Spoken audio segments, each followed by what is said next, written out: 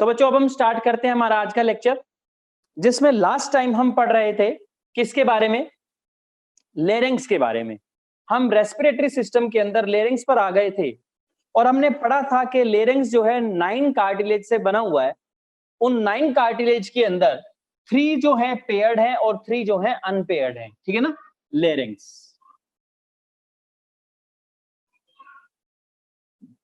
ठीक है, 9 जो हमारी कार्टिलेज थी वो मैंने आपको बता दी थी, लेकिन कुछ एक करेक्टर हैं बच्चों, वो अब आपने यहां पे मेंशन करने हैं मेरे साथ। जैसे कि आप नाम लिखेंगे थायराइड कार्टिलेज, लिखो बच्चों मेरे साथ, thyroid cartilage. Number 2 cricoid, number 3 arytenoid and number 4 Santorini. Cricoid,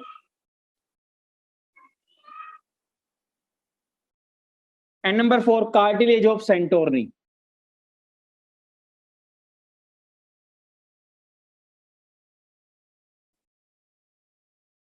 ठीक है, कुछ करेक्टर हैं बच्चों इनके, हमने उन पे ध्यान देना है क्योंकि कई बार क्वेश्चन आ जाता है। देखो ये चीजें बच्चों आपके सिलेबस में नहीं है, लेकिन हम करा रहे हैं ना, क्यों? क्योंकि इनमें से कई बार क्वेश्चन बनता है, तो हमें पता है कि बच्चों क्वेश्चन कहां से बनेगा। ठीक है, हमें आपकी एनर्जी को भी बचाना है, वेस्ट नहीं होने देना। ठीक है ना, इसे स्मार्ट लर्निंग बोलते हैं बच्चों। ठीक है, चलो अब आपको ये बताना है कि सर पहले तो ये बताओ बनी किसकी होती है। देखो कार्टिलेज भी आगे बहुत तरह की होती है, येलीन होती है, कैल्सिफाइड होती है और फाइब्रस होती है। ठीक है ना, अलग अलग तरह की होती है। तो यहां पर कार्टिलेज की टाइप कौन सी है? येलीन कार्टिलेज। ठीक है, येलीन कार्टिलेज, ये तीनों के तीनों जो हैं that is the hyaline cartilage, HYALIN। बच्चों आप पूरा लिखेंगे, कार्टिलेज भी साथ में लिखेंगे। ठीक है, और ये जो होती है ये वाली Santorini, that is the elastic cartilage. ये किसकी बनी होती है? इलास्टिक की। ठीक है ना, क्लियर हो गया बच्चों? और जो हमारी एपिग्लोटिस थी वो भी इलास्टिक कार्टिलेज थी। ठीक है ना,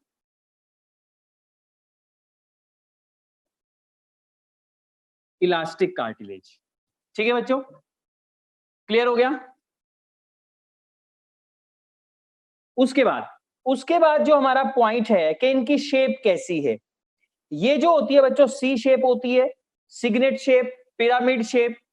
ये लो, C shaped, signet ring, ring की तरह होती है। ठीक है ना, ये होगी हमारी कौन सी, लिखो बच्चों मेरे साथ, पिरामिडल, पिरामिड की तरह।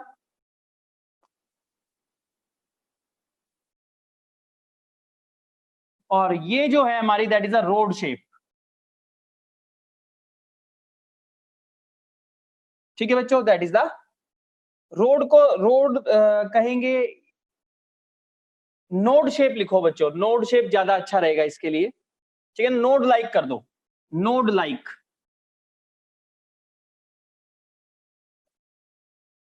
ठीक है, क्लियर हो गया बच्चों? That is a node like in structure. अब जो बात आती है थायराइड कार्टिलेज के लिए, थायराइड कार्टिलेज जो है वो लार्जेस्ट कार्टिलेज है लेरिंग्स की। इसके बारे में लिखो बच्चों आप यहां पर, it is the largest cartilage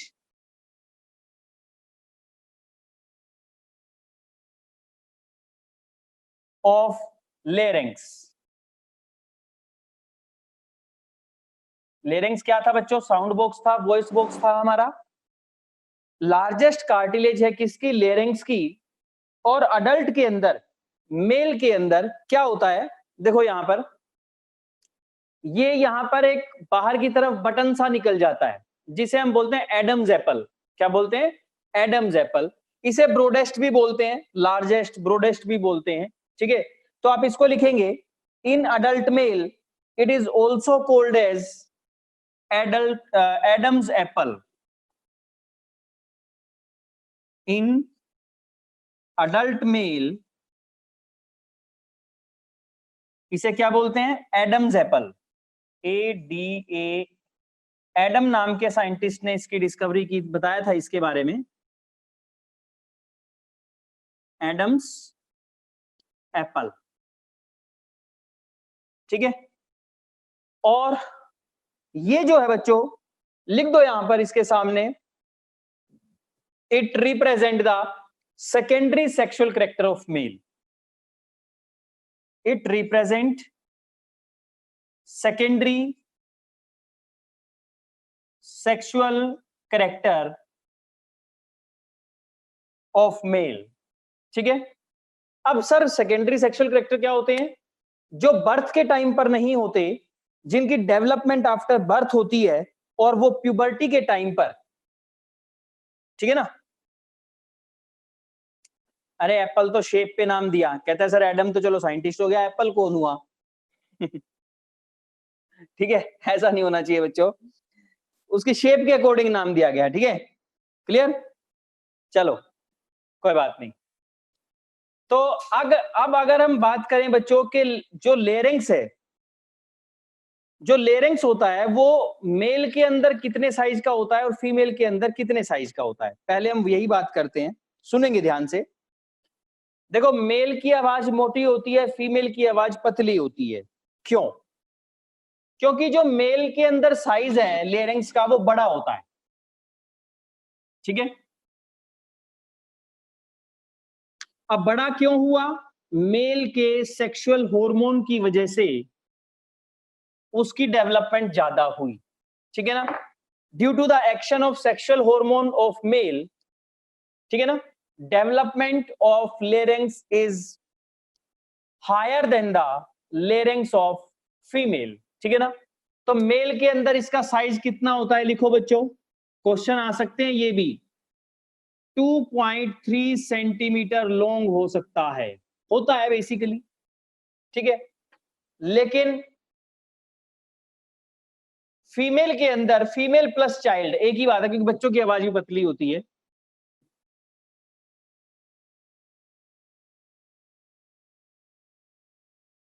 child के अंदर होता है बच्चों ये 1.7 सेंटीमीटर लॉन्ग, और लॉन्ग के साथ साथ ये थिकर और स्ट्रोंगर भी होता है। लिखो यहां पे थिकर एंड लॉन्गर, यानी कि मेल के अंदर थिकर ज्यादा है, लॉन्गर, और फीमेल के अंदर मेल के कंपैरिजन में थिनर भी रहेगा, शॉर्टर भी रहेगा, शॉर्ट भी रहेगा। और ऐसा हुआ क्यों? क्योंकि मेल सेक्स हार्मोन ने इसके ऊपर एक्ट किया, मेल सेक्स हार्मोन की इन्फ्लुएंस से, इन्फ्लुएंस्ड बाय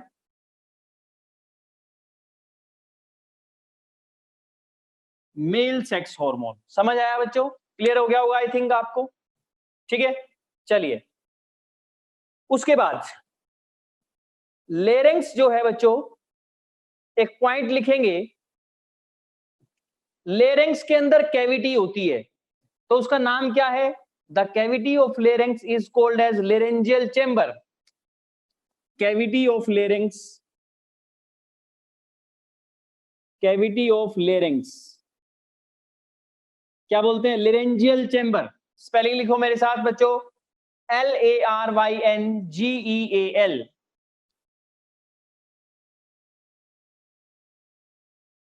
लेरेंजियल चेंबर, ठीक है। ये जो लेरेंजियल चेंबर है, इसके अंदर क्या होता है? इसके अंदर वोकल कॉर्ड प्रेजेंट होती हैं। क्या होती हैं? Vocal cords. मेरे साथ साथ लिखेंगे, बड़े आसान तरीके से बताऊंगा। वोकल कॉर्ड्स, जिनसे हमारी आवाज निकलती है, VOCAL, vocal cord laryngeal chamber के अंदर लटकी हुई होती है। समझ आया? ठीक है। और नंबर में होती है 4, टोटल कितनी होती हैं? 4। और 4 को अगर मैं कहना चाहूं 2 पेयर्स, 2 पेयर में होती है वो, ठीक है। देखो इस तरह से होती है बच्चों, अगर मान लीजिए ये चैम्बर बन गया लेरेंजियल चैम्बर, ये कार्टिलेज होती है बेसिकली, इसे इस तरह से लटकी होती है, ये, ठीक है ना। मैं 3D डायग्राम नहीं बना सकता, हम इसकी लोकेशन भी बताते हैं हमेशा कहाँ है, अभी बताऊंगा आपको। तो 4 हो गई, 2 पेयर हो गई ना, ठीक है ना। तो आपको क्या याद रखना है कि सर 2 पेयर होती हैं, कौन कौन सी, एक को बोलते हैं ट्रू और एक को बोलते हैं फॉल्स। फॉल्स माने नकली। ये लो बच्चों, 1 पेयर 1 पेयर, ठीक है। 1 पेयर होती है ट्रू और 1 होती है फॉल्स, ठीक है ना। लिखिए false vocal cord, true vocal cord. चलिए मैं यहां लिखता हूं, ये बना लिया आपने, क्योंकि नीचे फिर ये लो बच्चों,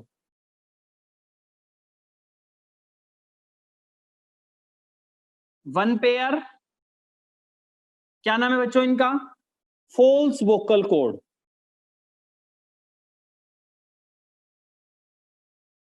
ठीक है। और 1 पेयर है हमारी ट्रू वोकल कॉर्ड। अब सर इन्हें फॉल्स और ट्रू क्यों कहा गया, पहले तो मैं आपको सिंपल सी बात बताऊंगा बच्चों इनकी।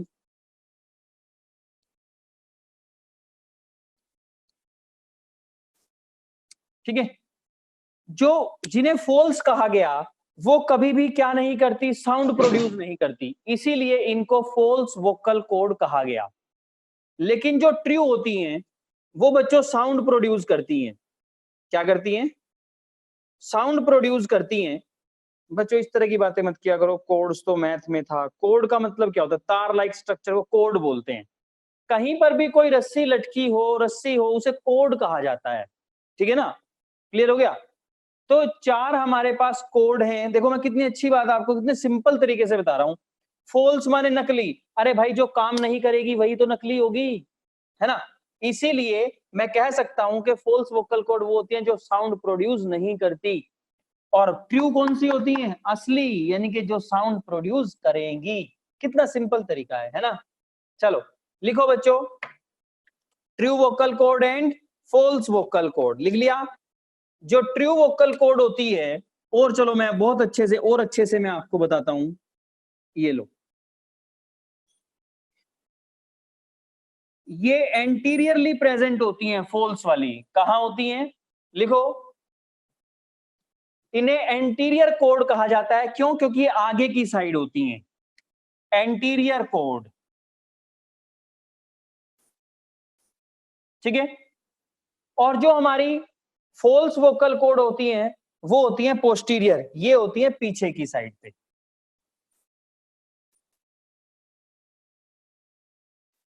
ठीक है, पोस्टीरियर कॉर्ड्स।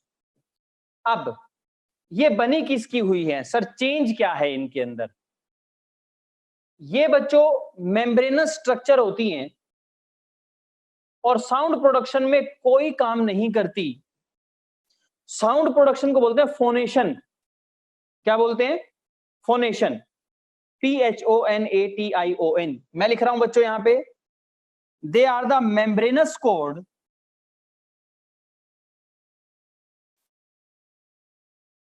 मेम्ब्रेनस स्ट्रक्चर हैं,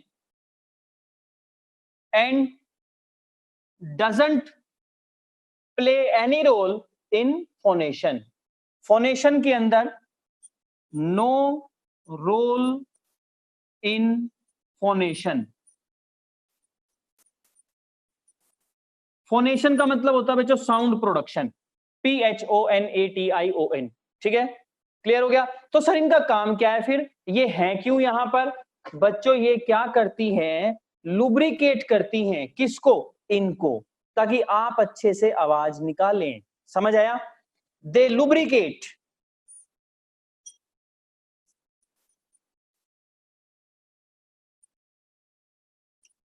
दे lubricate true vocal cords, true vocal cords, ठीक है बच्चों। क्लियर हो गया, समझ आया अब आपको। जो हमारी ट्रू वोकल कॉर्ड है, अब हम उनके बारे में पढ़ते हैं। ये होती हैं बच्चों की, इसकी इलास्टिक फाइबर की, किसकी होती है, इलास्टिक फाइबर। ये मेम्ब्रेनस स्ट्रक्चर है, ये इलास्टिक की बनी है, ये मेम्ब्रेन्स की बनी हुई है, और ये इलास्टिक की, इलास्टिक फाइबर। जैसे हमारे गिटार के अंदर वायर्स होती है ना, बहुत लंबी टाइटली पैक्ड होती है ना। जितना प्यार से वो, जितने सिस्टम के साथ उन्हें हिलाया जाएगा, उतनी अच्छी साउंड वहां से निकलती है। सही है ना। ठीक वैसा ही यहां होता है बच्चों, इलास्टिक फाइबर की होती है, और इनके अंदर जब वाइब्रेशंस होती है तो आवाज निकलती है। लिखो बच्चों, vibration in them produce sound. Vibration जो होगी वो क्या प्रोड्यूस करेगी? साउंड को प्रोड्यूस करेगी। जितनी अच्छी वाइब्रेशन होगी उसी के हिसाब से साउंड निकलेगी। अब साउंड होती है दो, एक मोटी और एक पतली, जिसे आप लो पिच और हाई पिच बोलते हो, है कि नहीं। चलो अब हम डालते हैं, इसी बात पर फोर्स डालेंगे, फोकस करेंगे कि किस तरह से ये फंक्शन करती है। आवाज आ रही है ना बच्चों आपको? जल्दी से बताओ यस और नो। ऐसा ना हो मैं बोलता जाऊं और आवाज बंद हो जाए। चलिए ठीक है, आ रही है। चलो अब हम देखेंगे मेल और फीमेल की आवाज का प्रोसीजर क्या है। मेल के अंदर जो साउंड है वो मोटी क्यों है, और फीमेल के अंदर आवाज जो है वो पतली क्यों है। ठीक है, क्लियर। एसी बंद हो जाए, लाइट की प्रॉब्लम चल रही है।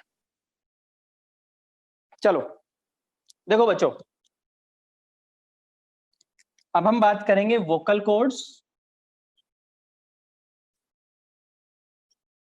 ये लो, इन मेल्स और इन फीमेल। ठीक है, मेल और फीमेल में वोकल कॉर्ड किस किस तरह से डिफरेंस अपना शो करती हैं।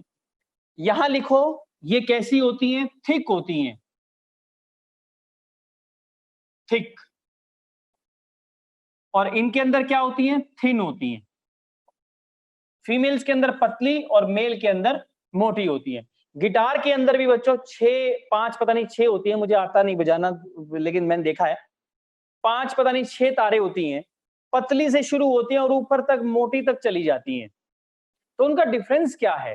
शार्प साउंड चाहिए तो पतले वाली से, है ना, और फिर ऊपर तक जाते जाते साउंड अगर आपको हैवी साउंड चाहिए तो फिर बड़े वाली वायर, मोटी वायर। सेम प्रोसीजर यहां होता है। ठीक है, क्लियर।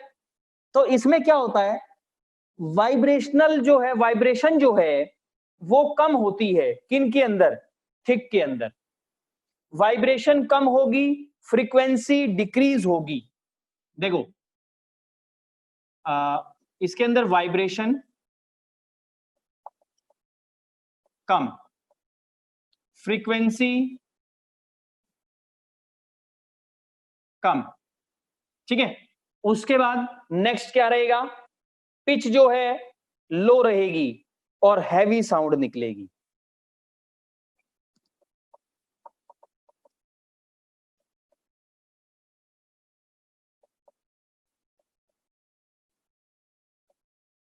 इस वजह से हैवी साउंड आएगी। ठीक है, और इनका बिल्कुल उल्टा कर दो, इनका बिल्कुल उल्टा कर दो तो फीमेल का कैरेक्टर बन जाएगा vibrational frequency increase, pitch increase, और soft and shrill voice sound जो है निकलेगी, सॉफ्ट साउंड निकलेगी। ठीक है, ये लो बच्चों, वाइब ऊपर से लिख लेना, वाइब्रेशन जो है ज्यादा होगी, फ्रीक्वेंसी ज्यादा होगी, पिच जो है वो भी ज्यादा होगी, जिससे कि सॉफ्ट साउंड निकलेगी, सॉफ्ट एंड श्रिल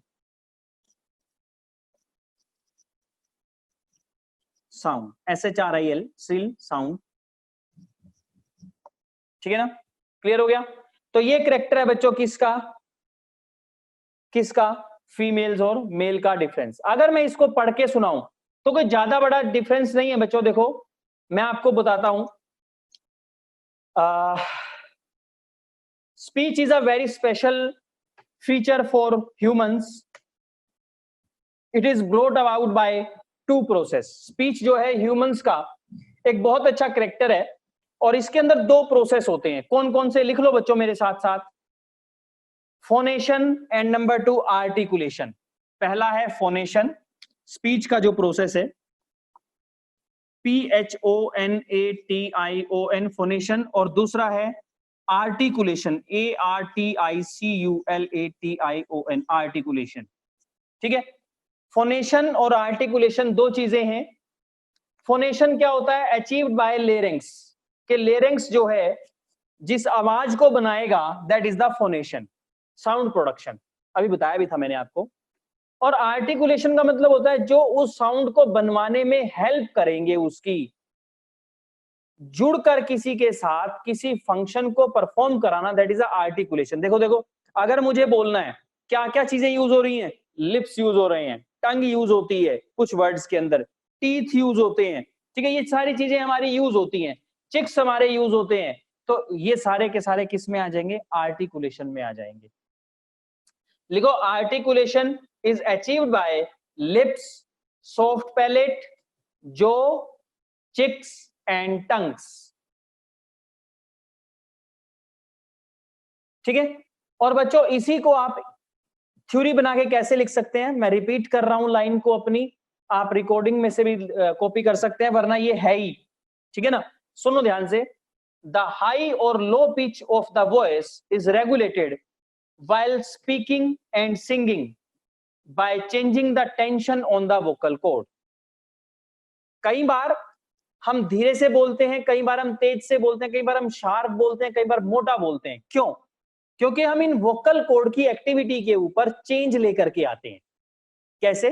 देखिए, कई बार हम बहुत धीरे से बोल सकते हैं ना, देखो मैं बोल के दिखाता हूं, कितनी मोटी आवाज से इस टाइम मैं बोल रहा हूं, है ना, क्लियर? और अब मैं कितने बोल सकता हूं? बच्चों आप क्या कर रहे हो? ठीक हो? आपने खाना खाया? तो मैंने आवाज चेंज की ना, थोड़ी सी पतली की ना, ठीक है ना। तो इसी तरह से हम अपनी आवाज को क्या कर सकते हैं? चेंज कर सकते हैं। अब इससे क्या किया हमने? हमने कुछ नहीं किया, हमने बच्चों केवल अपनी वोकल कॉर्ड के ऊपर टेंशन को क्रिएट किया। समझ आया? यानी कि हमने वोकल कॉर्ड के ऊपर जो टेंशन डाली उसको चेंज किया। समझ आया कि नहीं आया? ठीक है ना, कैसे किया सुनो, लिखो सारे। when tension on vocal cord increases, जैसे लिखो बच्चों मेरे साथ, when tension on vocal cord increases, तो क्या होगा? ग्लोटिस नैरो, ग्लोटिस जो पोर था वो नैरो हो जाएगा, एयर पाइप वाला पोर जिसमें लेरिंग्स था स्टार्टिंग में, ठीक है ना, वो क्या हो जाएगा? Narrow, and voice becomes high pitch, और वॉइस जो है हाई पिच हो जाएगी, जिससे पतली आवाज निकलेगी कि नहीं निकलेगी?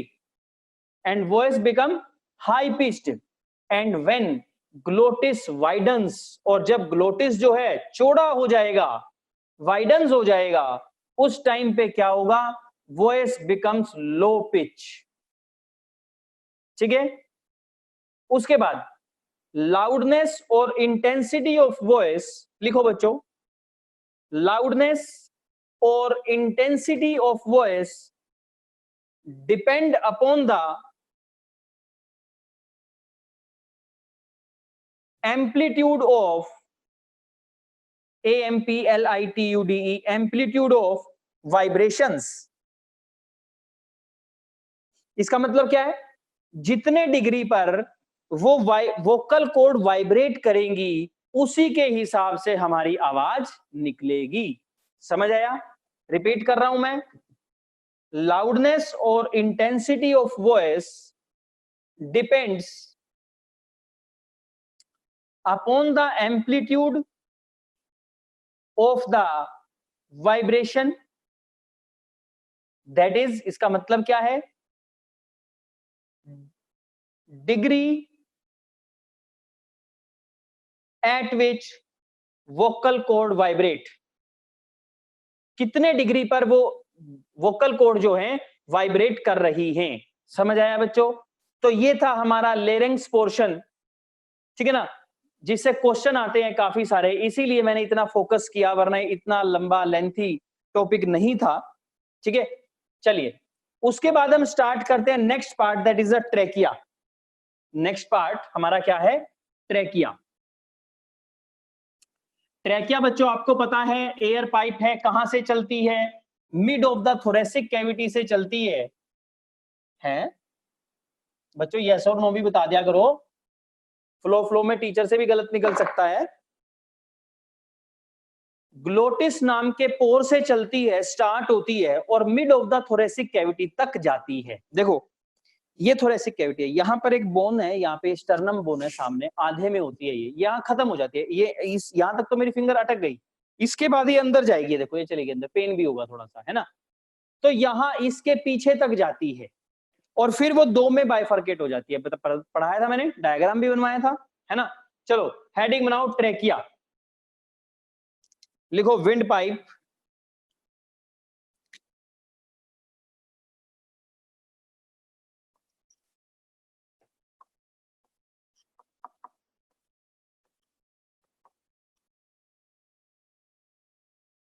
ट्रेकिया क्या है, विंड पाइप, ठीक है। उसके बाद ट्रेकिया के बाद नेक्स्ट पॉइंट लिखो बच्चों, 10 to 12 सेंटीमीटर होलो ट्यूब, ये होती क्या है, 10 to 12 centimetre long,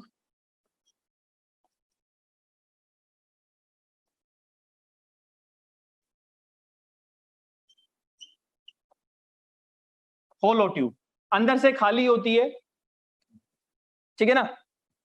next point, it is externally supported by, externally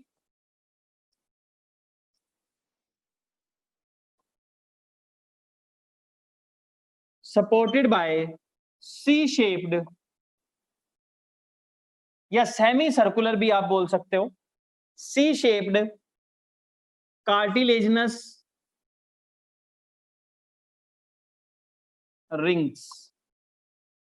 और ये कार्टिलेजनस रिंग्स क्या करती हैं, क्वेश्चन आता है बच्चों 1 नंबर का, तो आप लिखेंगे it prevent the collapsing of trachea, ठीक है।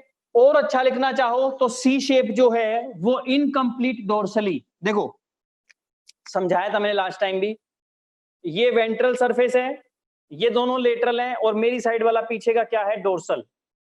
तो ये यहाँ पे ये कवरिंग होती है, यहाँ पे ये कवरिंग होगी, पीछे की साइड पे कवरिंग नहीं होती। तो पूछा जा सकता है कि बताओ कहां एब्सेंट होती है, तो लिख लो ब्रैकेट में इनकम्प्लीट डोर्सली, पीछे की साइड पे, ठीक है। लिखो बच्चों,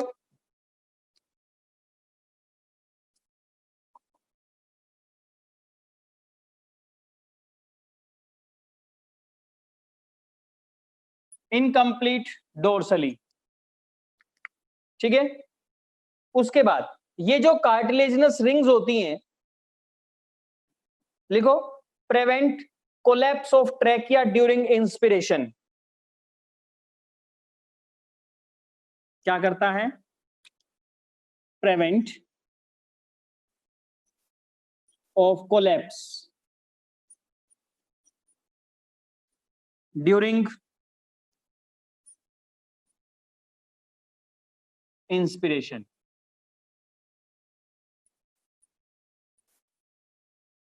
ड्यूरिंग इंस्पिरेशन, ठीक है। क्लियर हो गया। अब नेक्स्ट पॉइंट जो है, ये किसकी बनी होती है, made up of hyaline cartilage, made up of hyaline type of cartilage,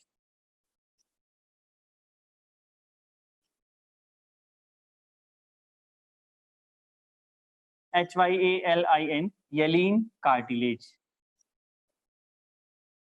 और अच्छे से जानना हो बच्चों तो कितनी होती है नंबर में, they are 16 to 20 in number, 16 to 20 in number. समझ आया बच्चों आपको, ठीक है ना। अच्छा एक पॉइंट और लिख लो बच्चों, बढ़िया सा, वो क्या है जो आपने लिखा है ना, incomplete door externally supported bye, तो आप यहां पे लिख सकते हो अपोजिट टू कॉकरोच, कॉकरोच के अंदर ना ट्रैकियल रेस्पिरेटरी सिस्टम होता है और वही ट्रैकिया की लंबी लंबी पाइप्स होती हैं और उनके ऊपर भी ना, उनके ऊपर भी कार्टिलेज की रिंग्स होती हैं। तो सर सेम होना चाहिए, नहीं बच्चों, लिख लो यहां पे नोट डाल के, डबल एरो लगाओ या नोट डालो, अपोजिट टू टू कॉकरोच, ठीक है ना, लिख लो। अपोजिट टू कॉकरोच, क्यों? अगर कोई पूछ ले बताओ क्यों कॉकरोच के अपोजिट होती हैं? देखो पहली बात तो अगर ये ह्यूमन का ट्रेकिया है तो इसमें ये जो रिंग्स हैं ये एक्सटर्नली होती हैं, बाहर की तरफ होती हैं।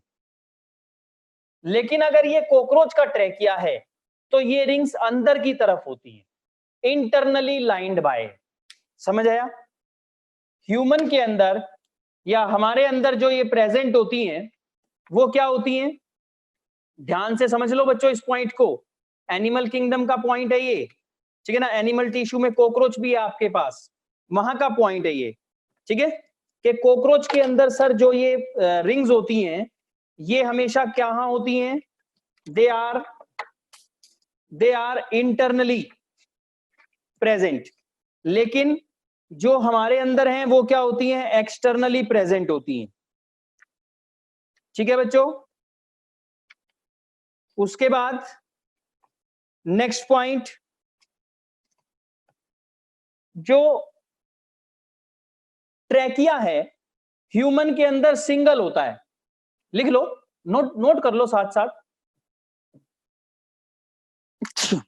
सॉरी, जो ट्रैकिया है ह्यूमन के अंदर सिंगल होता है, लेकिन कॉकरोच के अंदर 10 पेयर होता है, यानी कि मैनी इन नंबर होता है, ठीक है।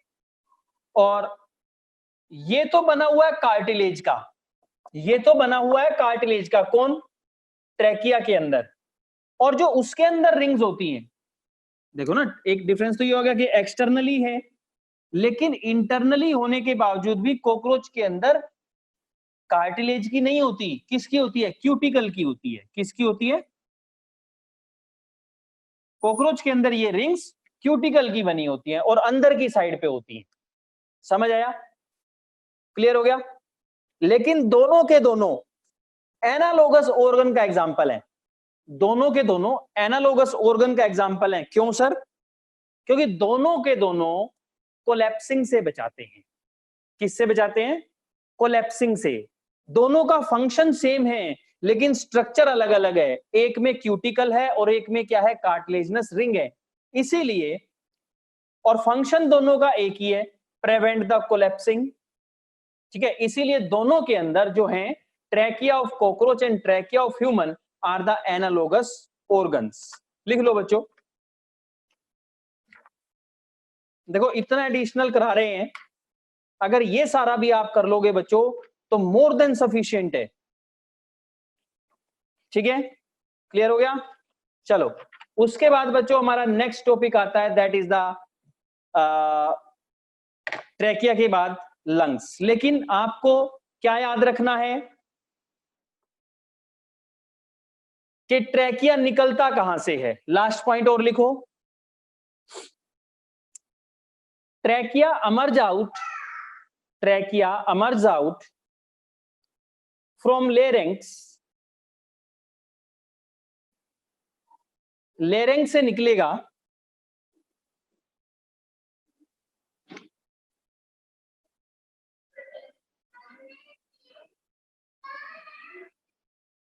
emerge out कहां से?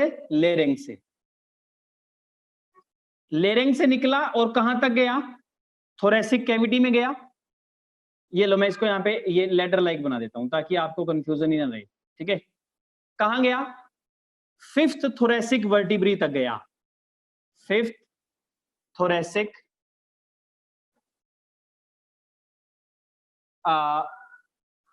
5th थोरेसिक, लिखो बच्चों मेरे साथ, वर्टिब्री, VERTEBRA, वर्टिब्रा तक गया। ये क्या होती है सर वर्टिब्री? देखो बच्चों जो रीढ़ की हड्डी होती है ना, वर्टिब्रल कॉलम, इसमें टोटल 26 हड्डियां होती हैं अडल्ट के, 26, ठीक है ना। थोरेसिक रीजन के अंदर कितनी होती हैं? 12। 12 में से 5वीं के पास जब ये पहुंचता है, उसके सामने पहुंचता है, तब ये बाइफरकेट करता है। एक क्वेश्चन और बन गया आपका कि बाइफरकेशन कहां से होती है? ट्रैकिया कहां तक होता है, या ट्रैकिया में बाइफर्केशन कहां पे होती है, या क्वेश्चन आ सकता है कि ब्रोंकी या ब्रोंकस जो है वो कहां पे बनता है। तो थोरेसिक रीजन के अंदर फिफ्थ वर्टिब्रा पे जाकर के ट्रैकिया खत्म होता है, फिफ्थ वर्टिब्री से ही क्या बनता है, ब्रोंकस की फॉर्मेशन होती है या स्टार्ट होता है। देखो बच्चों निकला ना आगे नेक्स्ट क्वेश्चन, ठीक है ना। इसी तरह क्वेश्चन में से क्वेश्चन निकलते हैं, ठीक है, बस आपने सोचना है। और बाद में जाकर के किस में डिवाइड हो जाएगा, बाद में जाकर के डिवाइड हो जाएगा प्राइम लेफ्ट और राइट ब्रोंकी के अंदर। चलो वो भी मैं बना देता हूं, ये लो, यहां से लेफ्ट ब्रोंकस और यहां से राइट ब्रोंकस, ठीक है ना बच्चों, ये लो, समझ आ गया ना, क्लियर। चलो अब इसके बाद ये आगे जाकर के फर्दर डिवाइड हो जाती है तो ट्रैकिया का ही पार्ट ना, ब्रोंकी भी, प्राइमरी भी, सेकेंडरी भी, टर्शरी भी, क्योंकि वो ट्री लाइक अपीयरेंस जो है वो ट्रैकिया में से ही तो ब्रांचिंग पैटर्न निकल रहा है। इसीलिए आप मेरे साथ लिखो नंबर 1 ट्रैकिया,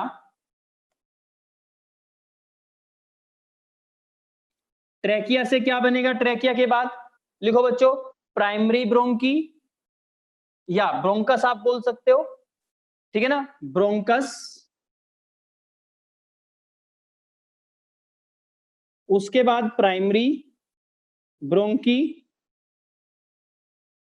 प्राइमरी से सेकेंडरी, ठीक है, सेकेंडरी से बच्चों टर्शरी,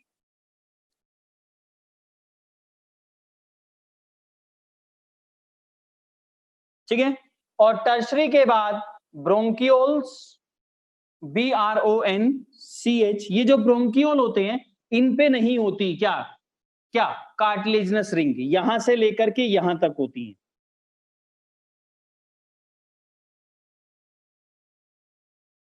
ब्रोंकियोल्स, BRONCHIOLES,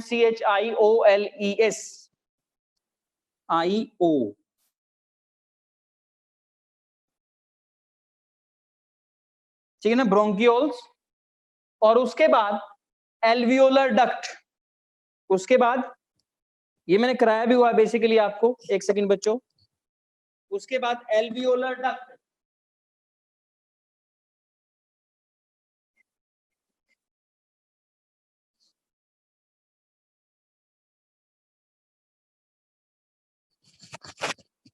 ब्रोंकियोल्स के बाद alveolar duct, ALVEOLAR, alveolar duct. और एल्वियोलर डक्ट के बाद कौन आएगा बच्चों, last, that is the and in alveoli, and हो जाएगा किसके अंदर, एल्वियोलाई के अंदर, ये लो,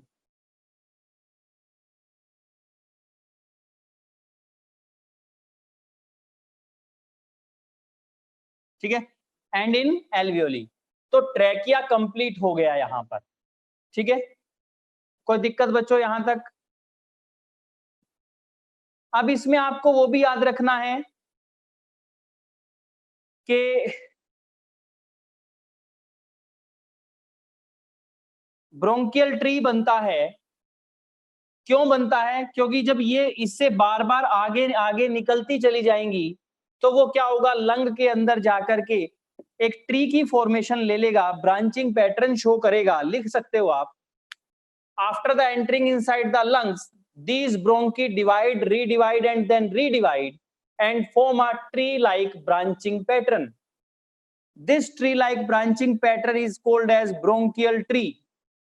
और ये ब्रोंकियल ट्री जो होता है बच्चों फ्रॉग के अंदर एब्सेंट होता है, लिख देना एब्सेंट इन फ्रॉग। हाँ रेस्पिरेटरी ट्री बच्चों क्या, देखो हम ट्रैकिया पढ़ रहे हैं, सुनो मेरी बात, हम ट्रैकिया पढ़ रहे हैं, यहां तक ट्रैकिया जो है वो ब्रोंकियल ट्री बनाता है, रेस्पिरेटरी ट्री बच्चों आगे बनेगा, यानी कि एल्वियोली तक जाने के लिए, समझ आया, क्लियर हो गया। हम केवल ट्रैकिया पढ़ रहे हैं, यानी कि ट्रैकिया का वो पार्ट जो ट्री लाइक फॉर्मेशन करेगा हम उसे क्या बोलते हैं, ब्रोंकियल ट्री। बच्चों ब्रोंकी, प्लूरा, कहीं भी एक बच्चे ने प्लूरा पूछा था, ये होती है लंग की कवरिंग, अभी कराएंगे हम, pleural membrane, pleural fluid, lung के ऊपर की मेम्ब्रेन, ठीक है ना, ये सब मैं आपको कराऊंगा।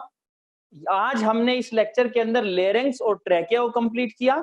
नेक्स्ट मंडे जो हम करेंगे, हम मंडे को करेंगे हमारा लंग्स के बारे में पढ़ेंगे। ठीक है, आप यहां तक पढ़ के आओ, लंग्स को एनसीईआरटी से पढ़ के आना, और संडे में आपकी डाउट क्लास अरेंज करूंगा। ठीक है, तो मैं आपको लिंक भेजूंगा, आप सबने अपने अपने डाउट्स को रेडी रखना है।